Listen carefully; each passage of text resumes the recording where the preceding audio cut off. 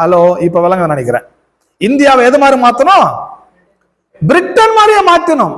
ஆசிரிஸ் பிரிட்டனும் India ஒன்னாவே இருக்கணும். அங்க பாக்குற கட்டடங்கள் இங்க பார்க்கணும், அங்க பாக்குற கலாச்சாரம் இங்கேயும் பார்க்கணும், அங்க பாக்குற அங்க இருக்கிற சட்டங்கள் இங்கேயும் இருக்கணும். சோ பிரிட்டன் எப்படியோ இந்தியாவும் அப்படி ஆகணும். இந்தியாவை பிரிட்டன் மாதிரி கொண்டு வருவதுக்கு தான் இங்க கவர்னர்ஸை நியமிக்கிறார்கள். ஹலோ,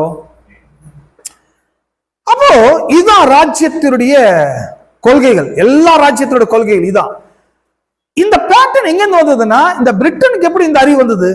இந்த மாதிரி ராஜ்யத்தை பிடிக்கணும், ராஜ்யத்தை பிடிச்சி அதுக்கு ஒரு கவர்னரை நியமிக்கணும், இப்படிங்கிற அறிவு பிரிட்டனுக்கு எப்படி வந்தது? பிரிட்டனுக்கு எப்படி வந்ததுன்னா, தேவோட வார்த்தை அப்படிதான் சொல்லுது. அவங்க தேவோட வார்த்தையை ஃபாலோ பண்றாங்க. தேவன் ஆதியிலே